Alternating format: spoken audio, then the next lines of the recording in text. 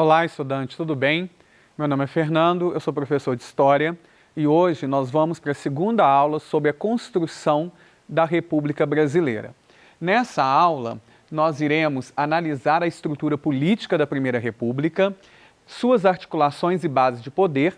Iremos também analisar criticamente as relações entre o poder central e os poderes locais, sobre o princípio federativo e suas múltiplas faces na prática política republicana até o tempo presente. E também iremos compreender as transformações e permanências na organização econômica brasileira, a economia agroexportadora e a diversificação econômica entre o Império e a República, período cafeicultor. Essas habilidades elas tratam, então, da organização política e da organização econômica que, consequentemente, irá também organizar a sociedade da época. Para a gente fazer essas análises, desenvolver essas habilidades, nós iremos utilizar algumas questões de exames passados que versam sobre esses assuntos e, dessa forma, a gente vai criando, então, o entendimento sobre esse período. Bom, então nós vamos desenvolver essas interpretações sobre as principais questões políticas, econômicas e sociais da fase da Primeira República, a primeira fase da República Brasileira, que vai de 1889 a 1930. Bom, aqui nós vamos começar com a primeira questão da UFSCar do ano de 2002 e a gente tem que pensar naquela questão de como que a gente analisa uma questão na que a gente está fazendo um exame. A maneira que é mais fácil, a maneira que fica mais producente, mais rápida de fazermos uma questão é a gente ler o enunciado primeiro antes de ler o suporte da questão. Então, se a questão tem suporte, seja uma imagem, seja um texto, seja um gráfico, a gente primeiro vai no comando da questão, o chamado enunciado da questão. O que está sendo pedido para mim? Porque aí, sabendo o que está sendo pedido, eu já vou no suporte com o que eu preciso procurar nele, tá? Então, vamos lá. Aqui, a gente não tem um suporte, a gente já tem o enunciado dando informações do que ele quer que a gente faça. Então, é uma coisa bem direta. Tá? Segundo o historiador Elias Tomé Saliba, nessa referência aqui, no início do século XX, a cidade de São Paulo começa a viver experiências contínuas e sucessivas de abreviação da temporalidade, que podem ser explicadas. Então, o que eu tenho que procurar nas alternativas? Quais são essas abreviações da temporalidade? Ou seja, redução de tempo, ok? Então, vamos ver as alternativas.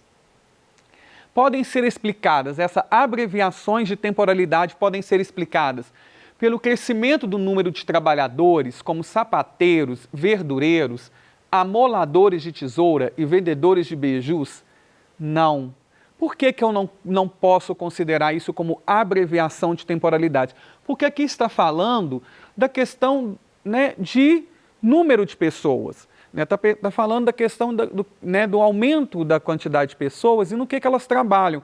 Não está me mostrando que existe uma abreviação do tempo, uma abreviação do dia. Depois vem, pela chegada de imigrantes como japoneses, italianos e alemães, que trouxeram a cultura europeia e asiática para a cidade. A cultura europeia e asiática, elas trazem uma abreviação de temporalidade na cidade de São Paulo? A existência dessas pessoas vai modificar a relação com o tempo? Também não.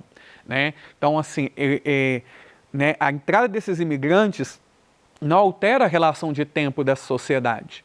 Tá? Nós temos que procurar o que altera a relação de tempo com dessa sociedade.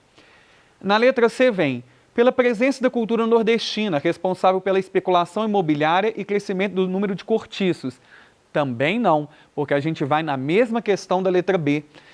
A entrada dos nordestinos na cidade de São Paulo em busca de melhores condições de vida, em busca de emprego, não altera a relação de tempo dessa cultura, dessa cidade, na relação de trabalho dessa cidade. Aí nós temos, pela introdução do bonde elétrico, do automóvel, do cinematógrafo e outros artefatos modernos, aí sim, aqui nós temos uma relação de tempo, né, de abreviação de temporalidade, né, uma mudança estrutural nessa sociedade, porque você vai ter introdução, né, de novos meios de transporte, né, de novos tipos de lazer e outros elementos que vão alterar a relação do tempo das pessoas com, né, o cotidiano delas, porque o automóvel agiliza o transporte, o bonde elétrico agiliza o transporte, o cinematógrafo, né, agiliza, né, modifica as relações de lazer daquela sociedade. Outros artefatos, como por exemplo geladeira, né, o rádio, que está começando também, né, nessa virada do século XIX para o século XX, eles estão alterando as relações de tempo, tá? Porque o que você tinha antes, você exercia num tempo. Agora, por exemplo, se você pensar o automóvel, a distância de um lugar para o outro, com o automóvel, ela diminui, né? A distância real, né? Os quilômetros, é o mesmo, né? Mas o tempo que você faz, né, de um ponto A para um ponto B, ele vai ser alterado com a introdução, né, de meios de transportes mais rápidos e eficazes. E isso acontece até nos dias de hoje, né? E por fim, novas práticas de lazer com a criação de agremiações esportivas, campeonatos de remo e expansão do futebol de várzea. Também, né, isso são formas de lazer, mas não altera a relação de tempo aqui, né, porque são atividades, né, que vão fazer com que as pessoas, durante, né, o seu cotidiano, modifiquem, né, façam novas atividades de lazer dentro daquele tempo predestinado, né, previamente para isso. Então, elas podem trocar o que elas faziam no lazer delas, tá? Mas isso não altera a relação de tempo da cidade com as pessoas. Agora, quando você tem isso daqui, você está alterando a relação de tempo da cidade com os seus habitantes, ok? Então, isso é um ponto, porque a gente está analisando as transformações da Primeira República, nos seus aspectos econômicos, nos seus aspectos sociais, nos seus aspectos culturais. Então, essa questão, ela traz, né, o desenvolvimento desse entendimento. Bom, então a resposta é a letra D, né? Vamos para a próxima questão. Aqui, né, eu vejo que existe um suporte. Então, primeiro eu vou no comando da questão, para poder saber o que essa questão está querendo, né? Que eu responda. Então vamos lá. No texto anterior, o escritor Mário de Palmério faz alusões a práticas eleitorais frequentes no sistema político brasileiro, revelando a força e o poder dos coronéis. Com relação ao exposto, é incorreto afirmar. Então, eu vou ter, né, se eu tiver 5 alternativas na questão, 4 delas são corretas e uma incorreta. Ou seja, 4 delas está falando, né, sobre a força e o poder dos coronéis e uma não vai estar falando. Então, antes de ler o suporte, eu já sei o que eu tenho que procurar. Eu tenho que procurar aquela alternativa que não me traz referências ao poder dos coronéis. Então, eu tenho que lembrar que durante a Primeira República, né, o poder local era exercido por essas lideranças, né, que são chamadas de coronéis, né? Esse nome vem herdado da organização da Guarda Nacional durante o Império. Então, quando vem a República, a Guarda Nacional é extinta e o Exército passa, né, a ter a predominância, né, como força de segurança, porque durante o Império você tinha o Exército, mas você tinha a Guarda Nacional, que tinha, né, um papel muito mais decisivo durante o período imperial, né, de controle da população do que o Exército. Então vem a República, que inclusive é proclamada, né, pelo próprio Exército, e essa República, ela então, né, desfaz a Guarda Nacional,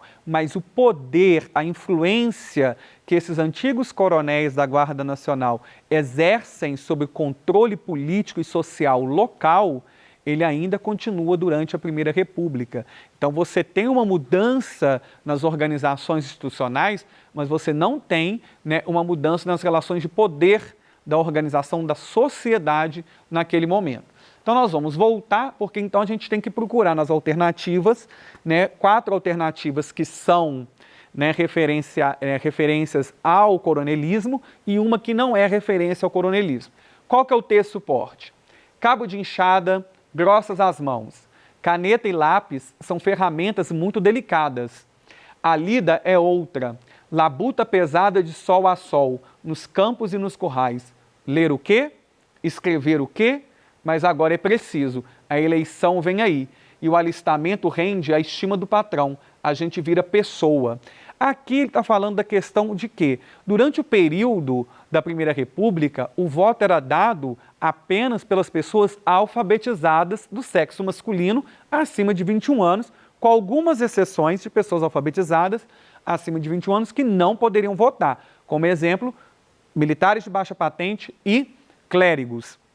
Agora, então, ele está dizendo o quê? Que durante todo o processo, né, você tem um trabalho braçal, extenuante, sacrificante, né, por exemplo, nas áreas agrícolas. Mas durante o período eleitoral, essa população masculina que tem, né, está apta a votar, ela vai ser treinada na leitura e na escrita para poder virar uma pessoa alfabetizada e poder ter o título de eleitor, porque aí o coronel tem um eleitor a mais sob seu controle, com o qual ele vai obrigar esse eleitor a votar no candidato que ele quer ou nos candidatos que esse coronel apoia. Então, o texto, ele me fala sobre isso. Então, ele já me dá a caracterização geral do que é o coronelismo. Então, vamos às alternativas. A primeira alternativa me diz o quê? Que o sistema eleitoral da República Velha era baseado no voto aberto, isto é, os eleitores tinham de declarar publicamente o candidato de sua preferência. Isso é uma característica do coronelismo. O voto aberto garantia o controle por parte das lideranças, né, da elite dos municípios sobre as votações, porque tendo o voto aberto, a declaração do voto, todo mundo que estava ali na sessão eleitoral vendo e sabendo em quem a pessoa estava votando, os coronéis tinham controle, né, sobre a população. Então, o coronel obrigava os eleitores a votar em determinados candidatos e os eleitores tinham que cumprir essa determinação do coronel, né, senão eles poderiam sofrer as consequências aí, né, violência, né, demissão, né, até mesmo o assassinato de membros da família do eleitor, né. Então você tem várias formas, né, de você subordinar o eleitor às vontades do coronel. Na letra B vem, a procedência do voto podia ser identificada e causar sérios problemas para o eleitor que não votasse nos candidatos apoiados pelos grandes fazendeiros, mais conhecidos como coronéis. Acabei de dizer, né, explicando a alternativa anterior, vem aí nessa alternativa o que eu acabei de falar, que com o sistema aberto, os coronéis tinham total controle sobre, né, o voto do eleitor. E se ele não votasse de acordo com o mando do coronel, o que iria acontecer? Ele poderia sofrer retaliações, violência, demissões, né, perseguições à família, perseguição à própria pessoa, destruição da casa e várias outras formas aí, né, de você forçar o eleitor a votar no candidato, de preferência do coronel. Em troca de favores concedidos, os coronéis exigiam que as pessoas votassem nos candidatos políticos por eles indicados. Isso também é uma realidade, né? Quando você tem, né, o coronel falando, você vota no candidato X, no candidato Y, e em troca, né, você tem emprego, em troca a sua família vai estar protegida, em troca os seus familiares também terão acesso a empregos, acesso à renda, né? Isso era uma forma de negociação, tá? E do exercício de controle dos coronéis sobre o poder político. Então, toda a estrutura política da República, ela dependia da ação dos coronéis, porque são os coronéis que estão ali, né, na base com o eleitor. Então, o coronel é a peça-chave, né, de funcionamento de toda a estrutura política e eleitoral da Primeira República. Cumprindo a ordem dos coronéis, os jagunços controlavam o voto de cada eleitor, caracterizando-se assim o voto de cabresto.